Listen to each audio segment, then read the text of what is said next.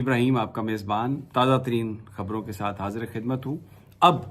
جو ایک طوفان برپا کیا اس حکومت نے اپنے مین سٹریم میڈیا جسے ہم کہتے ہیں، بڑی سکرین، بڑے اخبارات، اور یہ ایک تاثر دیا کہ پی ٹی آئی ٹوٹ پھوٹ کا شکار ہے اور پی ٹی آئی کے لوگ چھوڑ کے جا رہے ہیں، اس کے جواب میں اب جو انفارمیشن آئی ہے وہ میں آپ کے ساتھ شیئر کرنا چاہتا ہوں۔ ڈاکٹر زرکا، سینیٹر ڈاکٹر زرکا، ان کے بارے میں بہت اطلاعات آئیں کہ جی وہ وہاں پر جو مافیا ہے اس نے ان کو پیسے دے دیے ہیں اور میاں صاحب سے ان کی ملاقات ہو گئی ہے اور میاں صاحب نے انہیں کہا ہے کہ جی فکر نہ کریں، ہم آپ کی کیئر کریں گے۔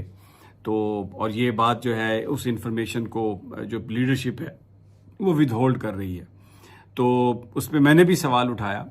میری ڈاکٹر زرکا سے بات ہوئی، اب سے جب میں یہ وی لاگ کر رہا ہوں اب سے تھوڑی دیر پہلے میری ان سے خود بات ہوئی۔ ڈاکٹر زرکا نے کہا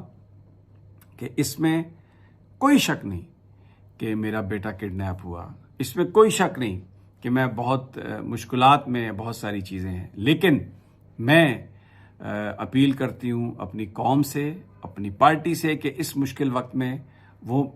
میرے ساتھ بھی رہیں، پارٹی کے لیے بھی فائٹ کریں۔ وی نیڈ پریز۔ لیکن یہ کیسے کوئی سوچ سکتا ہے کہ میں اپنے قائد کے ساتھ کو بے وفائی کروں گی، یا میں اپنا جو میرا پولیٹیکل کیریئر ہے، یا میں جس خاندان سے تعلق رکھتی ہوں، جس طریقے سے میں کھڑی رہی ہوں اور میرا خاندان پولیٹکس کے لیے، اصولوں کے لیے کھڑا رہا ہے، یہ کیسے ممکن ہے کہ میں یہاں پہ خان کو بٹرے کروں، یا میں کوئی ایسی ترمیم کا حصہ بنوں جو پاکستان میں آئین کو بگاڑ رہا ہے، یا جس کا مقصد پاکستانی قوم کو غلام بنانا ہے؟ یہ کیسے ممکن ہے؟ میں بالکل یہ میرے سے خود ان کی بات ہوئی ہے اور بڑے اس ماحول میں بات ہوئی ہے، اور وہ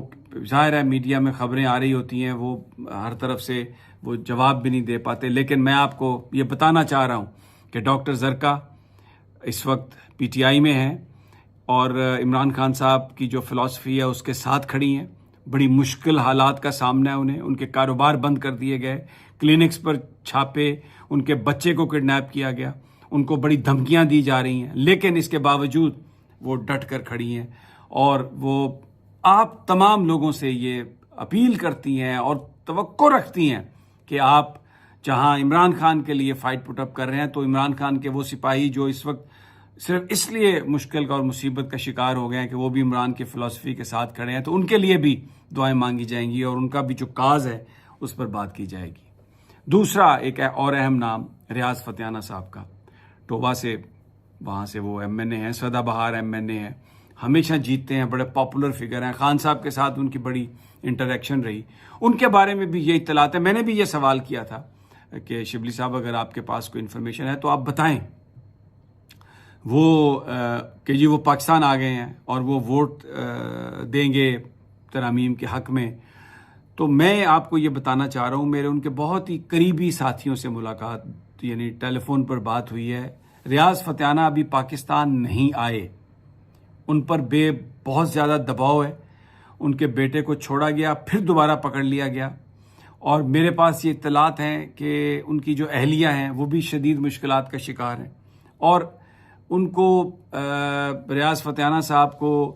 مختلف طریقوں سے مجبور بھی کیا جا رہا ہے۔ ان کو کہا جا رہا ہے کہ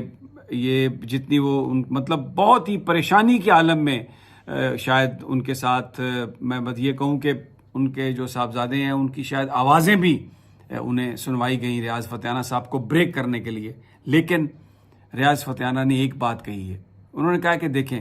ہم پاکستانی فوج کے خلاف نہیں ہیں، ہم کسی چیز کے میں خلاف نہیں ہوں، لیکن یہ ووٹ جو مجھے ملا ہے، یہ ووٹ مجھے ملا عمران خان کے نام کا، میں اس ووٹ کے ساتھ دغا نہیں کر سکتا، میں ووٹ نہیں دے سکتا ان آئینی ترامیم کے حق میں۔ ہاں آپ اگر چاہتے ہیں تو میں استعفیٰ دے دیتا ہوں،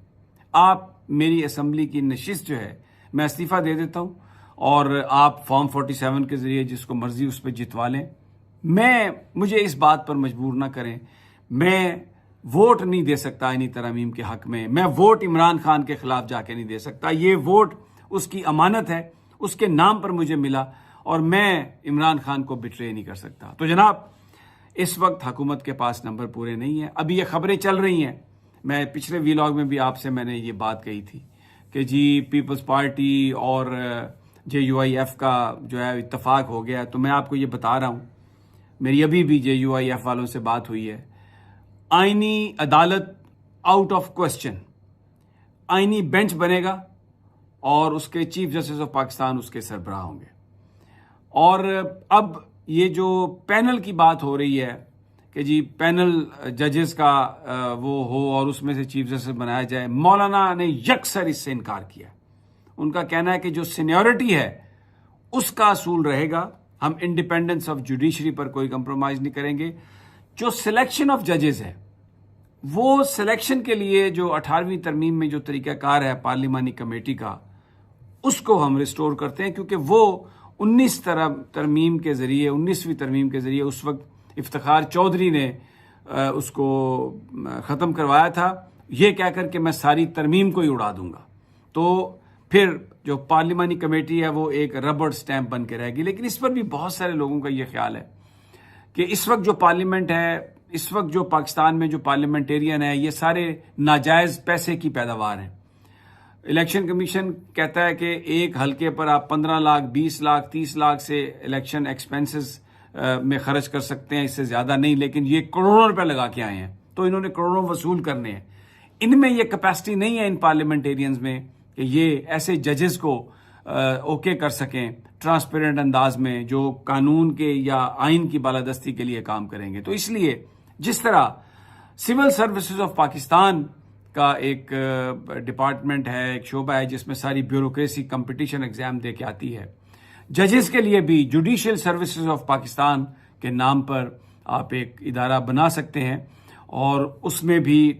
ٹیسٹ بھی ہو سکتے ہیں, پھر اس میں انٹرویو بھی شامل کیے جا سکتے ہیں, اور وہ لوگ سیشن جج ان کو بھرتی کیا جائے, اور پھر اس کے بعد وہ سینیئرٹی کی بنیاد پر, اپنے پرفارمنس کی بنیاد پر, جس طرح بیوروکریسی آگے آتی ہے وہ ججز بھی آگے آئیں, تو آپ ان کو ہائی کورٹ سپریم کورٹ میں لے کے جائیں. اور یہ جو ایک پریکٹس ہے کہ بڑے بڑے وکیلوں کے چیمبر سے آپ بڑے بڑے جو وکیل ہیں, جو پریزیڈنٹس ہیں بارز کے بار کونسلز کے, ان کے ساتھیوں کو آپ یہاں پہ لے آتے ہیں, ان کے کولیگز کو بنا دیتے ہیں جج, اور پھر اس کے بعد وہ انہی کے مفادات کا تحفظ کرتے ہیں. تو یہ ایک طریقہ ہو سکتا ہے جس پر بات ہو سکتی ہے. اس لیے کامران مرتضیٰ صاحب نے یہ کہا کہ آئینی بینچ بناتے ہیں اور اس کو 2-4 سال موقع دیتے ہیں. اگر وہ توقعات پر پورا نہیں اترا تو پھر بعد میں آئینی کورٹ بھی ہم بنا سکتے ہیں. تو ابھی اس وقت جو قاضی فائز عیسیٰ کو لانے کا جو پلان ہے وہ تو بالکل بڑھ گیا, اور ملٹری کورٹس جو ہیں وہ بھی معاملہ